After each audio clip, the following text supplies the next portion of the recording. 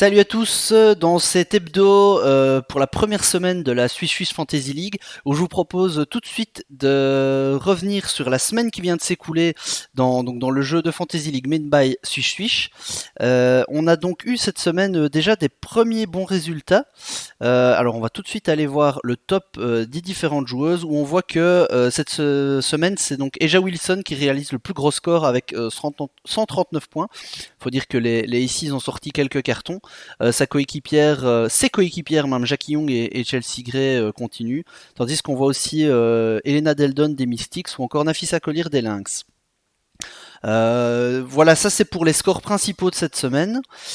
On a donc par catégorie, on voit qu'en dessous, donc ici on est sur des joueuses à 5$, 4$, c'est logique, c'est les joueuses les plus cotées dans le jeu, c'est a priori les plus grosses joueuses, les plus grosses joueuses statistiques, et donc celles qui vont faire les résultats. On voit qu'il y a quand même quelques joueuses à 3$ qui tirent leur épingle du jeu, et même une joueuse à 2$ comme Crystal Dangerfield. D'ailleurs, on peut passer un peu au top 5 par catégorie, où on voit que donc à 5$, on a évidemment un peu les grosses stars, mais c'est principalement Eja Wilson qui a scoré.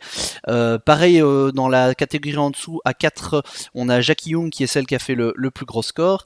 Et si on descend en bas, les joueuses à 3$, peut-être un peu plus en dedans cette semaine, mais on voit Crystal Dangerfield, Kaya Stokes et Tiffany Mitchell qui ont fait un bon score pour 2, tandis que Nazilmon a fait un assez bon score aussi pour dans vraiment les joueuses à 1$.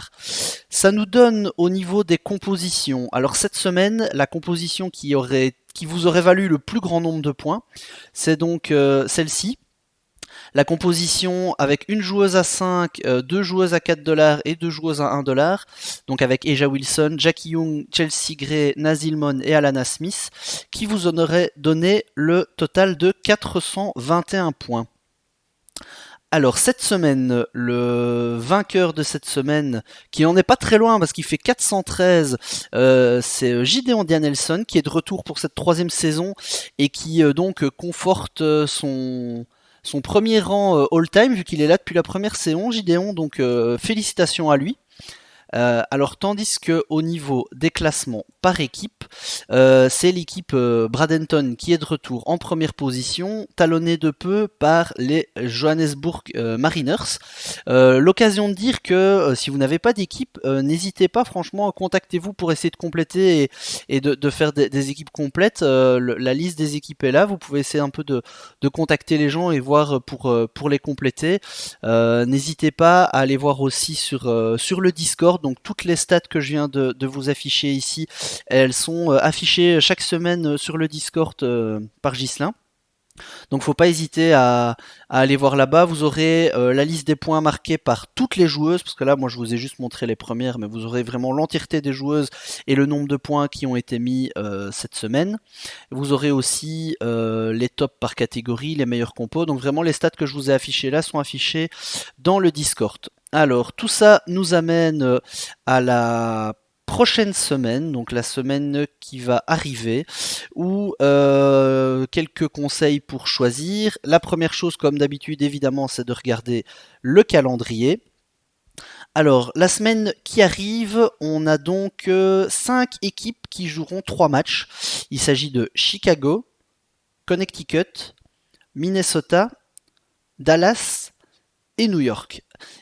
Tandis qu'on a une seule équipe qui ne va jouer qu'un seul match cette semaine, c'est Phoenix.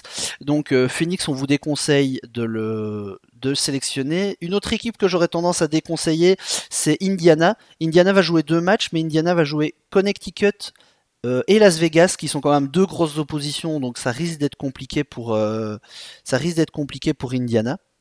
Et alors dans les équipes que j'aurais tendance à conseiller, on a évidemment Connecticut qui va jouer Indiana, Minnesota et Dallas, donc des affrontements qui devraient être bon, si pas facile, parce que bon, à Dallas c'est pas spécialement une équipe facile à jouer, mais en tout cas normalement abordable.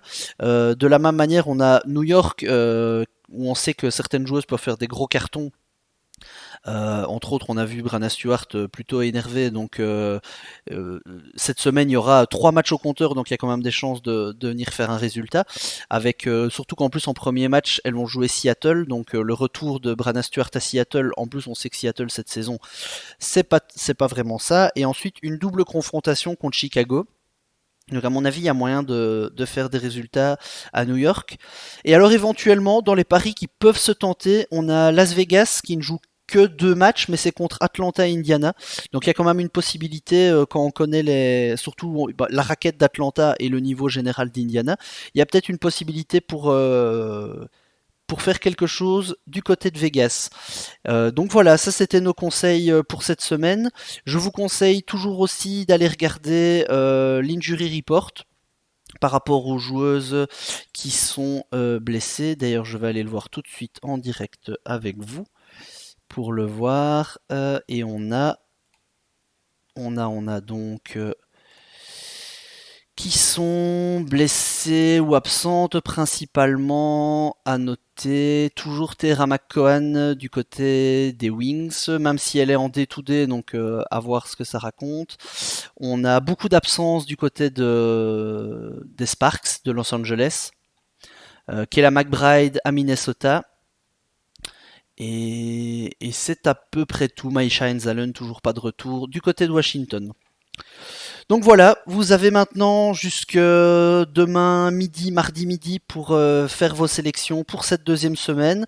Bonne chance à tous et choisissez bien. Bonne semaine.